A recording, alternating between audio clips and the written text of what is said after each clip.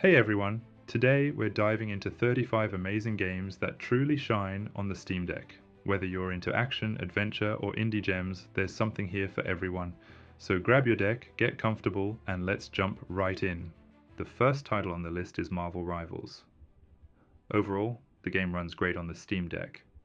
For the best experience, I recommend playing on the low preset with FSR 3 quality mode and a max frame rate of 45 FPS. This ensures smooth gameplay while maintaining solid performance. Whether you're battling it out with your favorite heroes or villains, Marvel Rivals delivers a fun, action-packed experience that's perfect for the Steam Deck. Now let's take a look at EA Sports FC 25. Just like its predecessor, EA Sports FC 25 runs smoothly on the Steam Deck. However, EA Anti-Cheat still prevents you from playing it under SteamOS, so you'll need to switch to Windows. Since the performance is consistent across different settings, I recommend going with Ultra settings for the best visual experience. The next game is Baldurs Gate 3. I chose Act 3 of Baldurs Gate 3 because that's where the performance tends to dip significantly, and most Steam Deck performance tests focus on earlier parts of the game. For this challenging section, I recommend a mix of medium and low settings with a frame rate cap at 30 FPS. Using FSR 2.2 in quality mode, as shown in the video, helps maintain a good balance between visuals and performance. The next game is The Legend of Zelda: Tears of the Kingdom. To play Tears of the Kingdom on the Steam Deck, you'll need to use an emulator. Once you have it set up, the game runs good, and you can play through the entire adventure without any major issues. Next, we have Diablo 4. Diablo 4 performs well on the Steam Deck. For the best experience, I recommend using low settings with a locked 45 FPS. Alternatively, you can go for the medium or high preset with a 30 FPS cap if you prefer better visuals at a stable frame rate. Next up is Elden Ring. For Elden Ring on the Steam Deck, I recommend using the low preset to ensure an enjoyable experience. This setting provides a good balance between performance and visuals. Now let's talk about Pokémon Violet. Like before, you'll need an emulator to play Pokémon Violet on the Steam Deck. Once properly configured, the game runs smoothly and you can play through the entire adventure without any major issues. Next up is Call of Duty Black Ops 6. Call of Duty Black Ops 6 runs okay on the Steam Deck, but you'll need to install Windows to play it due to compatibility issues. I recommend using the low preset with FSR 3 set to balance for a smoother, more playable experience. The next title is Stalker 2. For the best experience on the Steam Deck, I recommend playing on the low preset with FSR set to quality mode and frame generation turned on. This setup ensures a somewhat playable experience. Moving on to Civilization 6. For Civilization 6, I recommend sticking with Ultra settings. Given the turn-based nature of the game, a steady 30 frames per second is more than enough to enjoy a smooth and visually rich experience on the Steam Deck. Next, we have Farming Simulator 25. The game runs great on the Steam Deck. I recommend playing on the medium preset with FSR 3 set to quality mode, frame generation turned off, and a frame rate cap of 45 FPS for the best experience. Up next is Planet Coaster 2. Overall, the game performs great on the Steam Deck.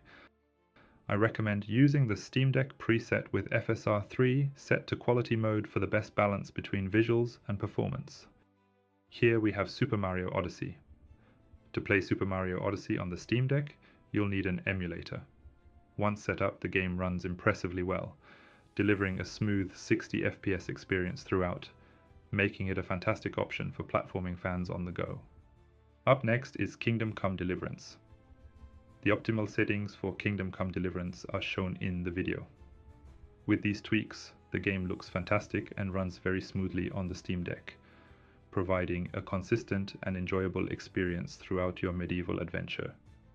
Next is Black Myth Wukong. Black Myth Wukong runs okay on the Steam Deck. For the best experience, I recommend playing on the low preset with FSR at 75%, frame generation on, and a locked 45 FPS. Alternatively, you can use the medium preset with the same FSR settings and a 30 FPS lock. Next up is No Man's Sky. For the best experience in No Man's Sky on the Steam Deck, I recommend using the enhanced preset with a 45 FPS lock and FSR 2.0 set to quality mode. This setup provides a stable frame rate while maintaining good visual quality, making exploration smooth and enjoyable. Next is Crusader Kings 3. For Crusader Kings 3 on the Steam Deck, I recommend using the low preset with a maximum FPS of 30. This setup ensures smooth gameplay while maintaining stability, allowing you to enjoy the grand strategy without performance issues. Now we have Dark Souls 3. For Dark Souls 3, I recommend using the max preset with a locked 45 FPS. This setup provides a great balance, delivering smooth and consistent performance while maintaining impressive visuals on the Steam Deck. Next, we have Battlefield 2042. Overall, Battlefield 2042 doesn't perform very well on the Steam Deck. Additionally, EA Anti-Cheat prevents the game from running on SteamOS, so you'll need to install Windows on your deck. If you decide to play it, I recommend sticking with low settings for the best possible performance. Next is Starfield. Starfield barely runs on the Steam Deck, but it's still possible to get a playable experience. I recommend using the low preset with an 80% resolution scale, dynamic resolution off, and frame generation either on or off based on your preference. Next is EA Sports Madden NFL 25. EA Sports Madden NFL 25 runs poorly on the Steam Deck. EA's anti-cheat blocks it on SteamOS, so Windows is required. The FPS fluctuates between 10 to 30, making it inconsistent. I recommend playing on low settings with a 30 FPS lock for better stability. Up next is the Elder Scrolls V Skyrim. Skyrim runs great on the Steam Deck. For the best experience, I recommend playing on ultra settings with a locked 40 FPS or choosing the high preset with a locked 45 FPS for a smoother performance. Next is Minecraft. Minecraft runs decently on the Steam Deck. For an optimal experience, I recommend setting the render distance to 10 to 15 chunks, which balances performance and visuals effectively. Now we have Forza Horizon 5. For Forza Horizon 5 on the Steam Deck, I recommend using the low preset for the best experience, but be aware that there are still occasional frame rate dips across all presets. Next up is Mario Kart 8 Deluxe. To play Mario Kart 8 Deluxe on the Steam Deck, you'll need an emulator. Once set up correctly, the game runs smoothly, allowing for an enjoyable racing experience without any issues. Now we have Fallout 4. For Fallout 4 on the Steam Deck, I recommend using the medium preset with a max frame rate of 60 FPS. This setup offers a good balance between visuals and performance for a smooth gameplay experience. Now we have Final Fantasy XVI. Final Fantasy XVI barely runs on the Steam Deck, but it's still somewhat playable on low settings. I recommend using the low preset with FSR 3 set to balance and dynamic resolution turned off for the best possible experience. Up next is Hogwarts Legacy. On the Steam Deck, Hogwarts Legacy runs between 50 to 60 FPS with medium settings. This is the setup I recommend for a smooth and visually pleasing experience throughout your magical adventure. Next is The Witcher 3. For The Witcher 3 on the Steam Deck, I find the medium preset to be the best option, achieving 50 to 60 FPS while looking great. However, the low and Steam Deck presets also offer impressive visuals. Now we have Super Smash Bros. Ultimate. To play Super Smash Bros. Ultimate on the Steam Deck, you'll need an emulator. Once properly set up, the game runs smoothly, allowing you to enjoy matches without any issues. Now we have Path of Exile. Path of Exile runs great on the Steam Deck. For the best experience, I recommend playing on the default preset, which provides a smooth and balanced gameplay experience. Next up is Stardew Valley. Stardew Valley runs, of course, at a stable 60 FPS on the Steam Deck and looks great, making it perfect for a relaxing farming experience. Now we have Hades 2. On the Steam Deck OLED, Hades 2 runs at a stable 90 FPS using the max preset. This setup provides a smooth and visually stunning experience for fans of the fast-paced roguelike action. Next is Ghost of Tsushima Director's Cut.